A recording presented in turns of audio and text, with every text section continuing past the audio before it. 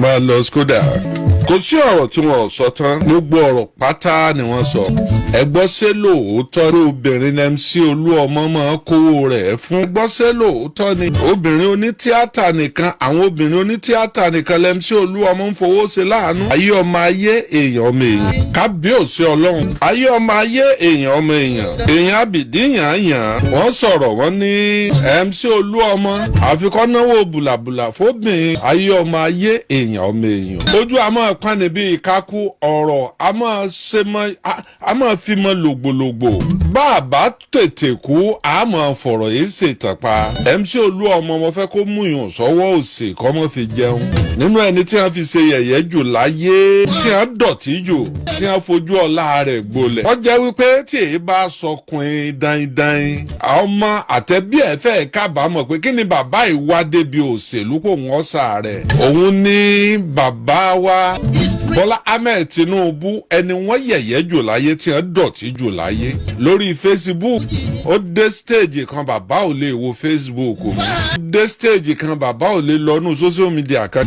Bí ó bá rí lórí Facebook ẹ post ẹ sórí WhatsApp yóò rí mbẹ. Ó yẹ fa ọkọ rẹ̀ wá nú group. Ẹ máa gbé ìsépè. MC Oluomo kí ló rí tó ń banú jẹ́? Kí ni bà ọ́ lọ́kàn jẹ́? Bóni rẹ̀ ṣe dáa tó, òní rẹ̀ bó ṣe dáa tó, ọ̀la rẹ̀ yóò dáa jù bẹ́ẹ̀ lọ. Mo ń fi ẹ̀mí ìmoore hàn, mo sì ń fi àsìkò yìí sọ fún ẹ̀yin èèyàn wípé wù ú tẹ jálàjẹ fẹnu lọlẹ̀. Ẹ ń tẹ́ rírí tẹ́ mọ̀ rí, èsè tẹ́ ń bà á jẹ́. Ẹ tún sọ̀rọ̀ Koko Zaria, ẹni kí lọ́ lọ ọ̀dọ̀ ẹni tó wọlé alága fún. Ọ̀gá rẹ̀ fà á lọ́wọ́ òkè kó wọ́n wá. Ṣé kí wọ́n tún ṣẹ̀ṣẹ̀ mú lẹ́yìn lọ parí ìjà òun àti ọ̀gá rẹ̀? Ṣé ọ̀gá rẹ̀ ńlọ fa Zego lọ́wọ́ sókè pé Zego ìwọ ni ọmọ ẹja alága gáràjì lọ. Ó ti da alága ní Lagos State. Kìí ṣe nǹkan ojú ayé o, gbogbo ayé lọ́gbọ́ ayé gbọ̀ọ̀rún tí gbogbo ayé wa mọ̀ pẹ̀lú ẹ̀ pé 24/7 ní ẹjọ́ máa wà 5 and 6 ọwọ́ agbéra ọlọ́ wàá bẹ̀rẹ̀ ní kí èpè mọ́lẹ̀ ẹ̀ wá ń sọ̀rọ̀ burúkú sí. Ṣé ẹ ti bá rí sẹ́ńlẹ̀ epo tí ẹ fún? Ẹ ti bá ríṣẹ́ ní sọ́ọ̀mẹ́ẹ̀lì tí ó ti máa ṣe iṣẹ́? Àbẹ́ ẹ ti bá ríṣẹ́ ní sẹkítẹ́rìàtì láláwúsá? Iṣẹ́ mọ́tò lọ́fẹ́ ti. Wọ́n sì ti yan alága tuntun, yóò sì lọ show solidarity nílé Olúbàdàn ọba Ìbàdàn níbàdàn tá a wà tá a ti ń sọ̀rọ̀. Nílé Olúbàdàn ọba Ìbàdàn níbàdàn tá a wà tá a ti ń sọ̀rọ̀. Tí máa ń ṣẹlẹ̀ tẹ́ ẹ bá mọ̀ ẹ̀rù Ọlọ́run ọba yìí. Àwọn onílù tí a máa lù ó fọba. Níjọ́ tí bàbá Adétúnjí ọmọ alùsẹ̀kẹ̀rẹ̀ mọ́lù tìṣẹ́ kábíyèsí mo gbèdé o. Bí wọ́n bá tún jọba lọ́run ọba Adétúnjí ọmọ jẹ lọ́run. Gbàrà tó kú báyìí táwọn onílù gbọ́ wọn ò ṣe mistake ìṣẹ̀lù, wọ́n dorí ìlú kodò, wọ́n jáde. Dídáhùn tí lù ọ́ dáhùn ọlọ́rẹ̀ dáhùn sí àlẹ́ ìwò. Gbogbo Olúbàdàn tó wà ń bẹ̀ wọ́n ti mẹ́ntọ́ nẹ́ẹ̀sì sí. Bí ìlú bá kú ibì kan ni ó ti sọ. Èyí ò míìnì pé wọ́n ń fẹ́ tó ó kú ṣe yẹ̀yẹ́. Pé ní yẹ̀yẹ́ tẹ́ ni wọ́n ń fi MC ṣe. MC ò kì í ṣe ní yẹ̀yẹ́. MC Oluomo Musiliu kì í ṣe ẹni yẹ̀yẹ́. Só ti dìbò national kọ̀ wọlé náà ní òkan Ọlọ́run tọ́pọ̀. Ṣé ọwá kú òun gáràjì ọwá ní ẹ̀dákun ọbẹ̀ bá bóun wá iṣẹ́ ilé epo ẹ̀ bóun wá o. Àbí òun òṣìṣẹ́ gáràjì mọ́ ẹ̀ bóun wá ṣe ẹ̀ bá bóun ríṣẹ́ sí aláwùsá sẹkítẹ́rìàtì bí ẹ bá ń gbà yàn. Jẹ́jẹ́ amójútọ́rọ̀ ara wa. Ṣé lóòótọ́ lẹ́mísì kì í ṣoore fẹ́lòmíì jobìnrin lọ? Ṣé lóòótọ́ ló jẹ́ pé àwọn onítíátà nìkan lẹ́mísì ń ṣoore fún lóbìnrin? Bẹ́ẹ̀ bá rí gbogbo ẹ̀ ẹ sáré ìjọ tí MC gbé mọ́tò tó gbé fún ọ láàyà, kódà ọba láàyà lójijì tọ́dọ̀ bàràká tọ́dọ̀ balẹ̀. O ṣé o àbúrò mi, ọwọ́ rẹ ò ní relẹ̀ láéláé. Ẹ má gbèsè yẹn nìkan. Mustapha Sego bí mọ̀kànmọ̀kàn lóye kan ta ni ó wà níbì kan, ta ni ó wà ní primary 5 tí ò ní bẹ lọ́nkọ́lọ́n jó wọ́n wọ primary 6 kó ń jáde. Ta ni ó wà ní form 4 àbí tí ó wà ní SS2 tí ò ní pé kóun ó dé SS3 kóun ó jáde. Ta ni ó pé òun gbogbo ọmọ tí màá kàwé láyé bóun bá kó ń bẹ̀ tán kóun ó bọ́ yunifásitì ní kádàrá ní máa pín kálukú ẹni tí ó lọ bí ìkọ́sẹ̀. ẹ mọ ọdún tó ti ń ṣiṣẹ́ gáràjì bọ̀ ambition rẹ̀ ni pé kóun náà jó lórí. bọ́ ambition rẹ̀ bá wá bọ́ kí ni ọ̀wá dìjà nù ẹ̀ ẹni tí ó gbéjọba fún fawọ́ rẹ̀ òkè ẹ̀yin lẹ wá mọ̀ bùrà ti ń gbàyàwó níyàwó bùrà ti ń ṣe kinní kan. MC Oluomo èmi èso bin o èmi tí mò ń bá yín sọ̀rọ̀ èmi kì í so bin MC Oluomo fún mi lówó rí o a sì lájọṣepọ̀ kan tó gún mọ́ ń gbà náà. èmi kì í sì so ní tíátà tábà pé ojú mi wọ ojú mi orí mi halẹ̀ lára páálí ńlọ́wọ́.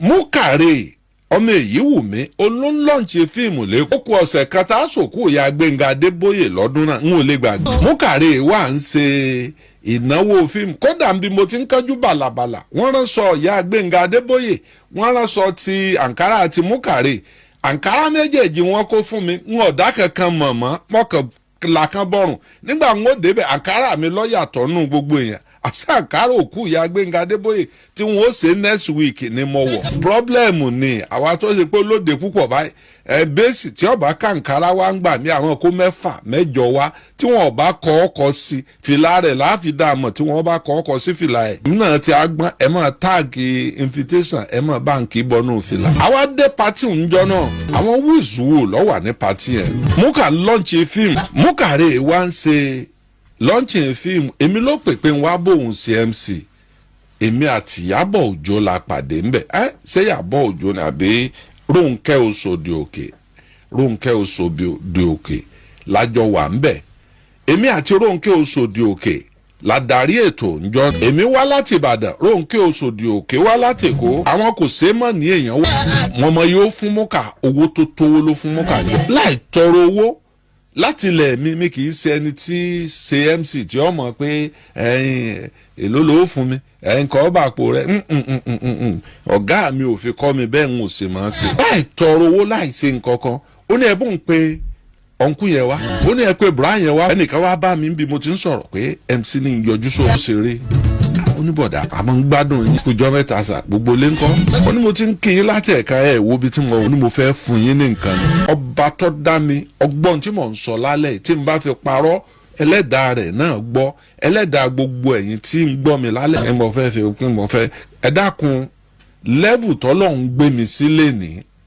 kábíyèsí Olódùmarè ẹ má tún sọ̀rọ̀ jáwáyà àfi tí ń bá fún yàn lókù ẹ̀ ń tó lè mú yàn tí mo lè bún yàn ní 1 mílíọ̀nù 2 mílíọ̀nù tí mò ń fi 5 mílíọ̀nù tọrọ ẹ dákun èló lè yàn wá fẹ́ fún mi. wájú ọba tó ní mi wájú ọba tó dá mi wọ́n kàn gbé envelope ọ̀hún dé gbàǹgbà níjọ́ náà brand envelope wúwo rinrinrin ọ̀fẹ́ mọye tó wà ń bẹ ọ̀ǹtẹ́tì ilẹ̀ ẹ̀ pọ̀ owó gidi lọ́wọ́ à ń bẹ níjọ́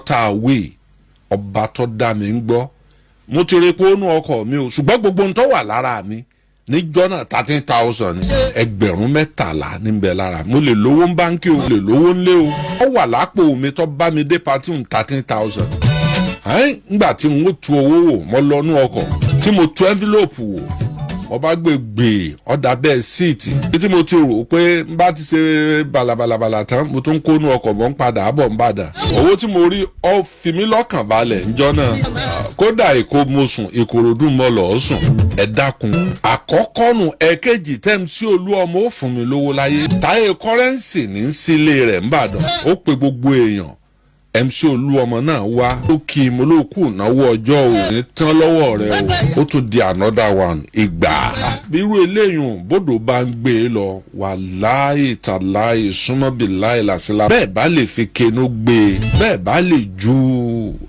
àwọn sí bẹ́ẹ̀ bá lè fokùn ẹ mọ̀ tó tì kòdépò pé kò sóhun kó wàláhì ẹ̀kọ́ tí mò ń wò ń wájú yìí mímu ni ẹ̀kọ́ ti sojú mímu fún MC Oluomo.